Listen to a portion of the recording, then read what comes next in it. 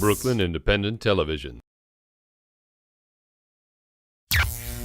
For New York City politicians, Brooklyn's West Indian American Carnival Day Parade is the height of the election season. But months before the sequins and soca on the Parkway, 5 of the top Democratic contenders for the city's corner office met at St. Francis College in Brooklyn Heights for the Brooklyn Reform Coalition's Candidates Forum.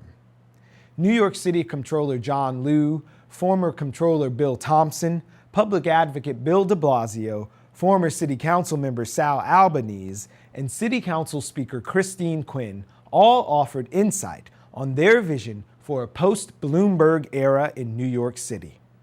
The forum was a solid 2 hours of questions and answers from the organizers and audience members, and we've highlighted some of the 45-second responses with the decidedly Brooklyn-centric slant. Now, first up, Comptroller John Liu and his response to the question of the status of the community benefits agreement that was a part of the Barclays Center development. Here's the Comptroller. I'm really going to turn the heat up on the so-called Atlantic Yards development project. Bruce and his team have been to my office. They've tried to explain to me what it is that they're doing that is so great for Brooklyn and the city of New York. I've patiently listened, but at the end of every meeting, the questions are simple. It's been a decade. People have been kicked out of their homes. Promises of jobs and affordable housing have been mentioned to no avail today because we don't see any housing. We see some popcorn vendor jobs that are available to local residents. And yet, where is the housing? Where is the jobs? After hundreds of millions of dollars of city, state, and MTA subsidies, whether it be through outright tax breaks or capital commitments, after a decade, all we have is a stadium. It's a beautiful stadium, don't get me wrong, but was it worth all that public subsidy that was surrendered? The answer so far is absolutely not. The disparity of mass transit in South Brooklyn sparked this response from former Comptroller Bill Thompson. You know, the uneven level of transportation in South Brooklyn, the uneven level of transportation and transportation alternatives in parts of Queens and the Bronx and definitely in Staten Island. We're going to have to look at a certain point, look in the mirror and see what we can do to provide additional dollars and equity there.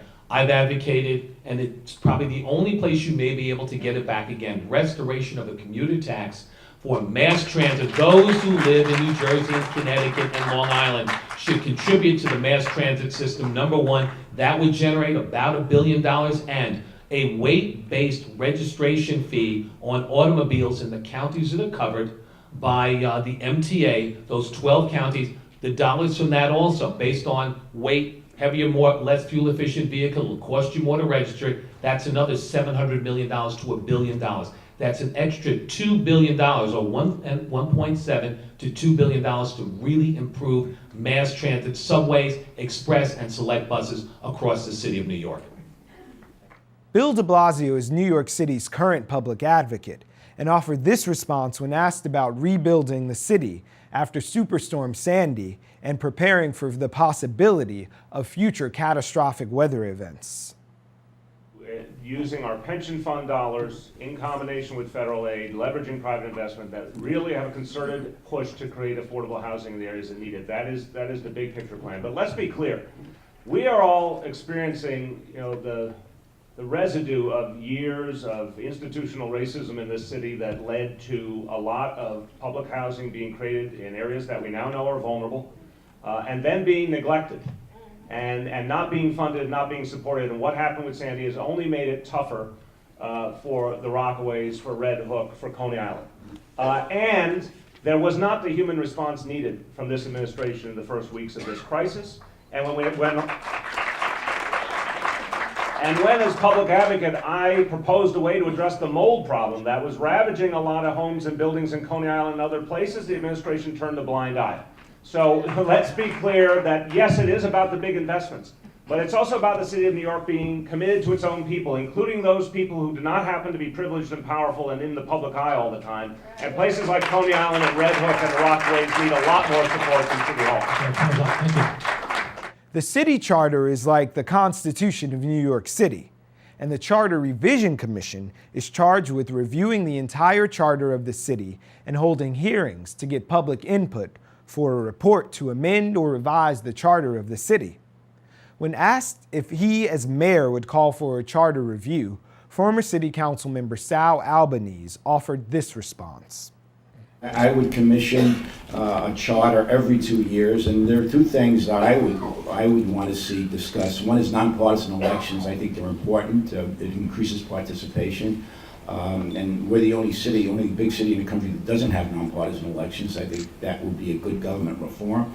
And the second area is, once again, I hate to beat a dead horse, but it should be in the charter that member items should be banned, because how do you, despite what Chris said, there are a lot of great programs which I think should be funded, how do you reconcile that one district receives $2 million of taxpayer money and another district receives $100,000 or $200,000? That's unconscionable. You can't dole out taxpayer money in that fashion. It's got to be equitably distributed throughout the city so that people should not be shortchanged because of a personal peeve. Liz Crowley said something that you didn't like and you took away member items. You didn't hurt Liz Crowley, you hurt the neighborhood. Long Island College Hospital in Cobble Hill has been the subject of lots of headlines lately. And City Council Speaker Christine Quinn addressed the threats of the hospital's closure with this response. It is frightening that after we've lost St. Vincent's in Manhattan, after we lost Peninsula in the Rockaways, we now face the potential of losing Long Island College Hospital and maybe other hospitals in Brooklyn too.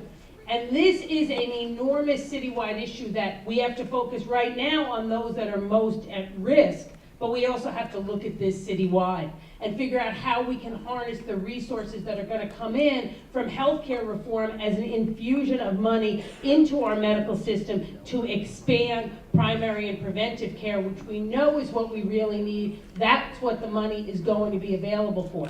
Now, for Litch at the moment, we've been given a little bit of a reprieve because there's now a new legal question on the table of whether even the entire regulatory process around closing hospitals is the right one, and we need to seize this moment to try to figure out how we can infuse the hospital with additional resources as well as plan for more community-based primary and preventive care. Watch this and other Brooklyn Independent Television episodes online at brickartsmedia.org/BIT.